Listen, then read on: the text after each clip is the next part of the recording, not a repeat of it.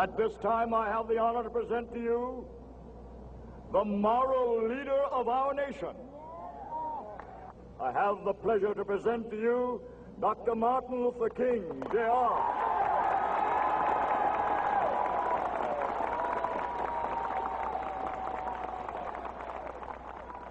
I am happy to join with you today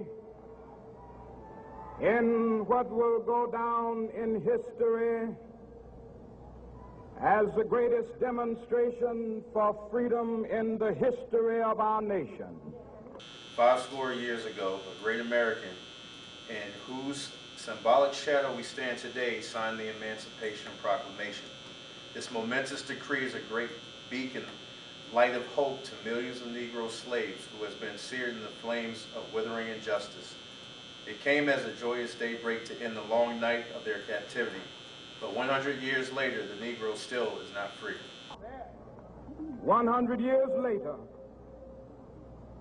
the life of the Negro is still sadly crippled by the manacles of segregation and the chains of discrimination.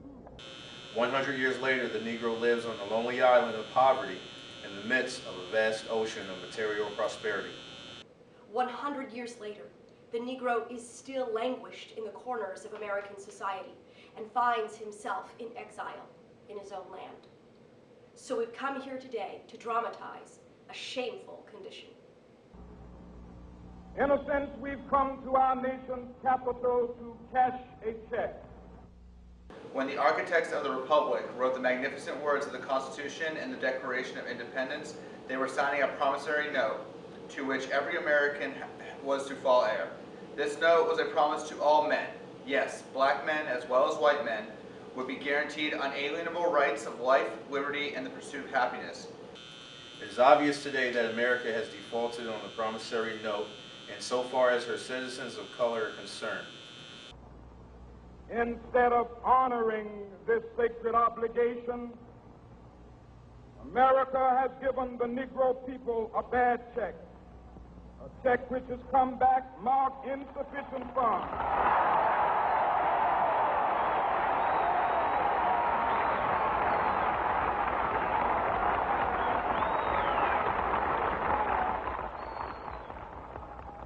But we refuse to believe that the Bank of Justice is bankrupt. We refuse to believe that there are insufficient funds in the great vaults of opportunity of this nation. So we've come to cash this check. A check that will give us upon demand the riches of freedom and the security of justice. We have also come to this hallowed spot to remind America of the fierce urgency of now. This is no time to engage in the luxury of cooling off or to take the tranquilizing drug of gradualism. Now it is a time to make real the promises of democracy. Now is the time to rise from the dark and desolate valley of segregation to the sunlit path of racial justice. Now is the time to lift our nation from the quicksands of racial injustice to the solid rock of brotherhood. Now is the time to make justice a reality for all God's children. It would be fatal for the nation to overlook the urgency of the moment. This sweltering summer of the Negro's legitimate discontent will not pass until there is an invigorating autumn of freedom and equality. 1963 is not an end, but a beginning. Those who hoped that the Negro needed to blow off steam will now be content, will have a rude awakening if the nation returns to business as usual. There will be neither rest nor tranquility in America until the Negro is granted his citizenship rights. The whirlwind of revolt will continue to shake the foundations of our nation until the bright days of justice emerge. But that is something that I must say to my people who stand on the warm threshold which leads into the palace of justice. In the process of gaining our rightful place, we must not be guilty of wrongful deeds. let us not seek to satisfy our thirst for freedom by drinking from the cup of bitterness and hatred. We must forever conduct our struggle on the high plane of dignity and discipline. We must not allow our creative protests to degenerate into physical violence. Again and again, we must rise to the majestic heights of meeting physical force with soul force. The marvelous new militancy which has engulfed the Negro community must not lead us to a distrust of all white people. For many of our white brothers, as evidenced by their presence here today, have come to realize that their destiny is tied up with our destiny. They have come to realize that their freedom is inextricably bound to our freedom. We cannot walk alone. And as we walk, we must make the pledge, and we shall always march ahead. We cannot turn back. There are those who are asking the devotees of civil rights, when will you be satisfied? We can never be satisfied as long as the Negro is the victim of unspeakable horrors of police brutality. We can never be satisfied as long as our bodies, heavy with the fatigue of travel, cannot gain lodging in the motels of the highways and the hotels of the cities.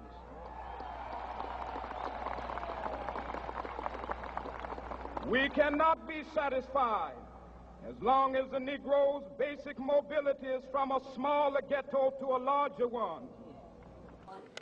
We can never be satisfied as long as our children are stripped of their adulthood and robbed of their dignity by signs saying, "For whites only." We cannot be satisfied as long as the Negro in Mississippi cannot vote and the Negro in New York believes he has nothing for which to vote. No, no!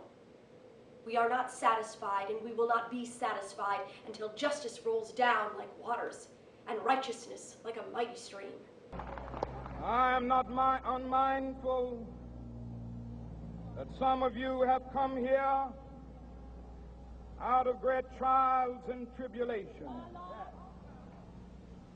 Some of you have come fresh from narrow jail cells. Some of you have come from areas where your quest for freedom left you battered by the storms of persecution and staggered by the winds of police brutality. You have been the veterans of creative suffering. Continue to work with the faith that unearned suffering is redemptive. Go back to Mississippi. Go back to Alabama. Go back to South Carolina. Go back to Georgia. Go back to Louisiana. Go back to the slums and ghettos of our northern cities, knowing that somehow this situation can and will be changed. Let us not wallow in the valley of despair.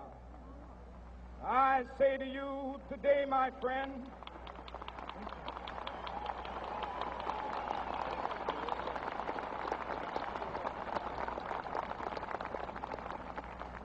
so even though we face the difficulties of today and tomorrow, I still have a dream.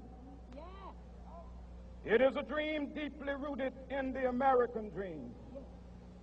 I have a dream that one day this nation will rise up and live out the true meaning of its creed.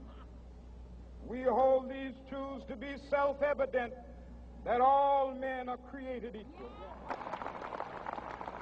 I have a dream that one day on the red hills of Georgia, the sons of former slaves and the sons of former slave owners will be able to sit down together at the table of brotherhood.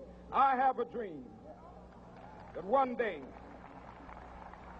even the state of Mississippi, a state sweltering with the heat of injustice, sweltering with the heat of oppression, will be transformed into an oasis of freedom and justice. Because I have a dream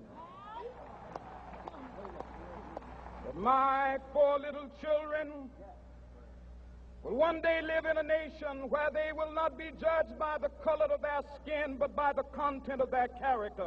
I have a dream that one day down in Alabama, with its vicious racists, with its governor having his lips dripping with the words of interposition and nullification. One day right there in Alabama, little black boys and black girls will be able to join hands with little white boys and white girls as sisters and brothers. I have a dream today.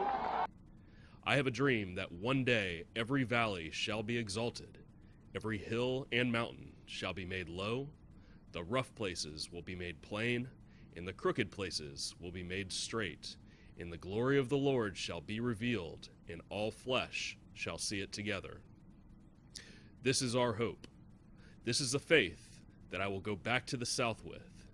With this faith, we will be able to hew out of a mountain of despair a stone of hope.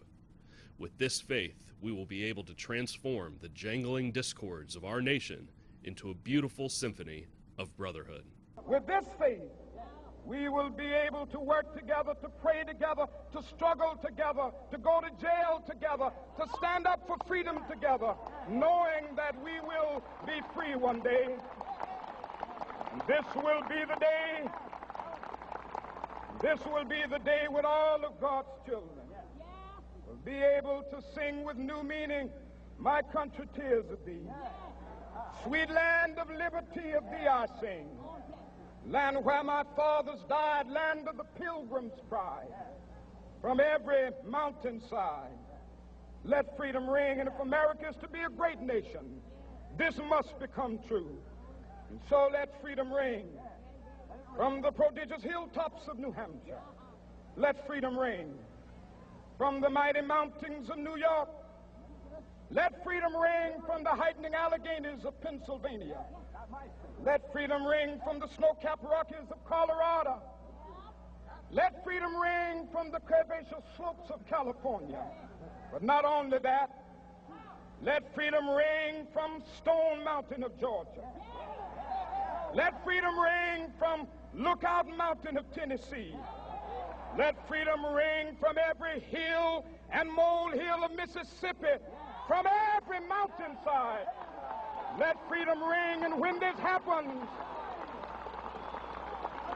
and when we allow freedom ring, when we let it ring from every village and every hamlet, from every state and every city, we will be able to speed up that day when all of God's children, black men and white men, Jews and Gentiles, Protestants and Catholics, will be able to join hands and sing in the words of the old Negro spiritual, "Free at last, free at last.